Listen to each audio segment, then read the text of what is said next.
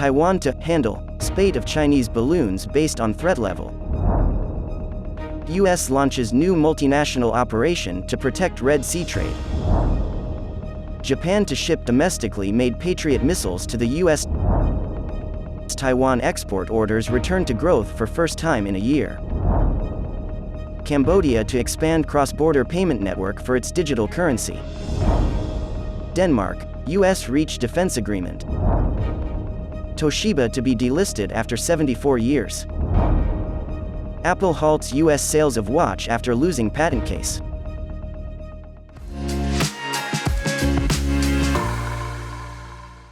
Hello, I'm Wade Lee. Thank you for joining us on Funday News. It is Thursday, December 21st, and here are your top stories.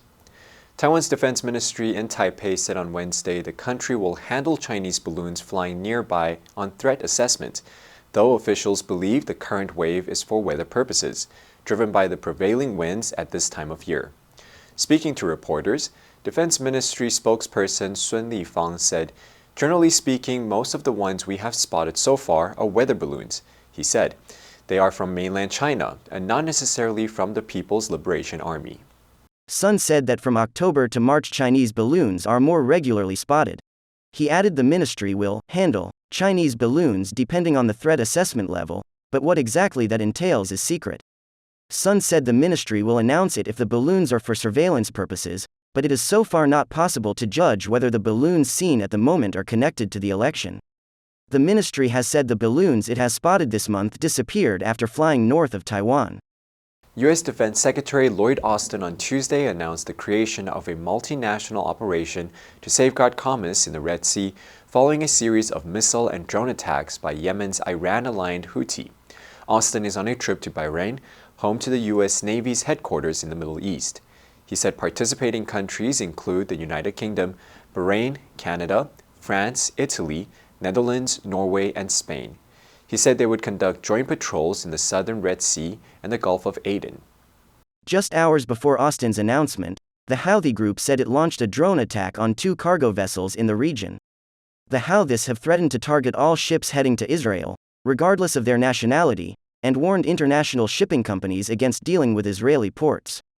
About 15% of world shipping traffic normally transits via the Suez Canal, the shortest shipping route between Europe and Asia, passing them as well into the Red Sea waters off Yemen. Nikkei reported the Japanese government is finalizing plans to ship domestically made Patriot missiles to the U.S., making a turning point in the nation's defense equipment export policy. Japan's National Security Council will make the final decision by the end of this month. For Japan, this will mark the first export of finished lethal military equipment since the 3 principles of defense equipment transfer were established in 2014. The move follows the urging of Washington for Tokyo to ship Patriot interceptor missiles to the U.S. Nikkei said the Japanese government will revise guidelines for the 3 principles on Friday at the earliest. The Patriot surface-to-air guided missiles are manufactured in Japan under license, but the current precepts only allow Japan to export components made under licenses. The revisions will allow Japanese contractors to export finished defense goods to the nation where the manufacturing license originated. The changes will apply to the provision of interceptor missiles. Taiwan's export orders grew for the first time in more than a year, but much slower than economists had forecast, adding to tentative signs that a rebound in global demand is gathering pace.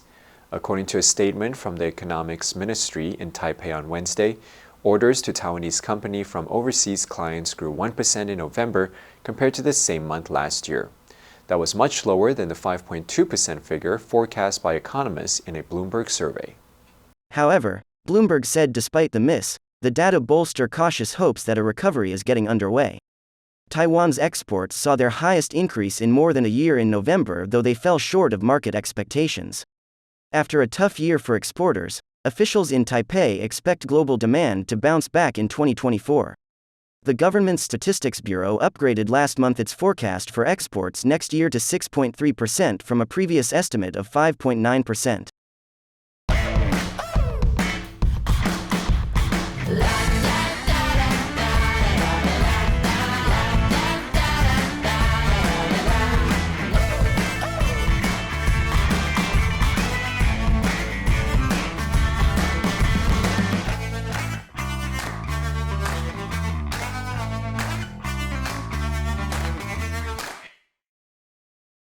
Cambodia's fledgling digital currency, co-developed by a Japanese startup, has chalked up about 10 million accounts. That means about 60% of the country's population is likely able to use the bakong, as the digital currency is called, to make payments or transfer money.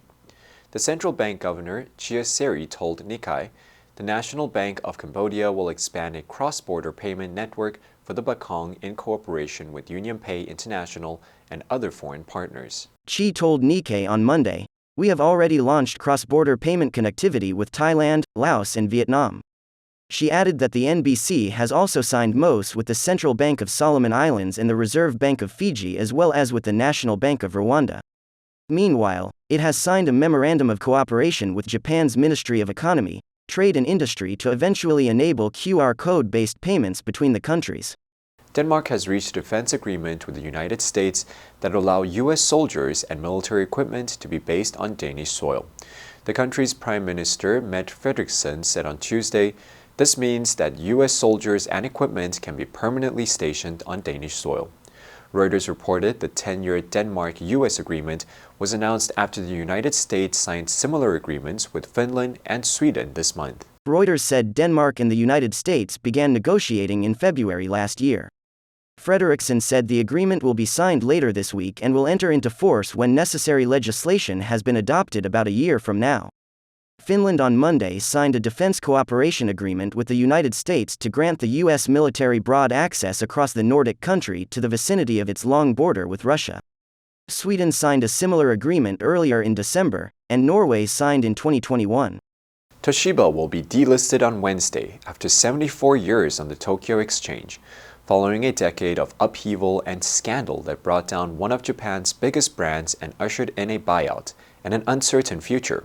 The conglomerate is being taken private by a group of investors led by private equity firm Japan Industrial Partners that also includes financial services firm Orix, utility Chubu Electric Power, and chipmaker Rome.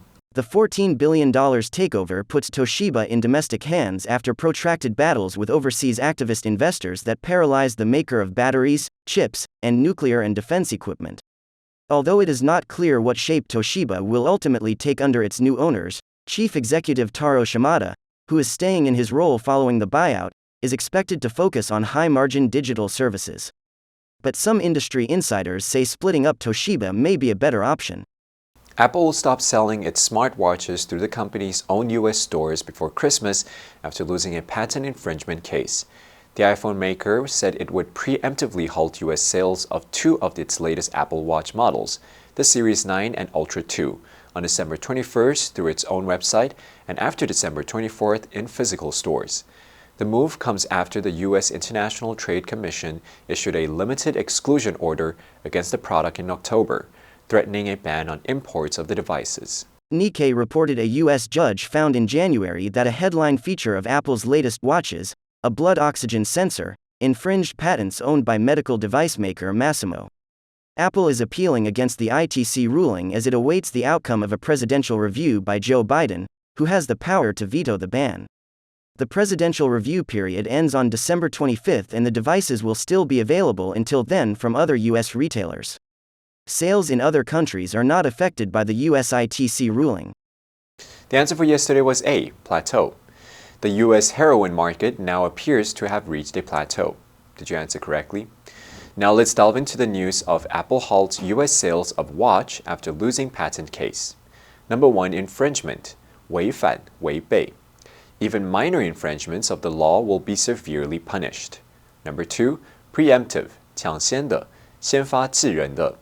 The Prime Minister authorized a preemptive airstrike against the rebels. Number 3, exclusion. 排斥, 排除在外. Her exclusion from the list of Oscar nominees. Next, we have a multiple choice question for everyone to practice. Which answer would you choose? You can write your answer in the comments section below, and the correct answer will be announced tomorrow. And that's it for today's Funday News. Be sure to tune into Funday News from Monday to Friday, and click the link below to join Funday for free. I'm Wade Lee, your host. I'll see you next time.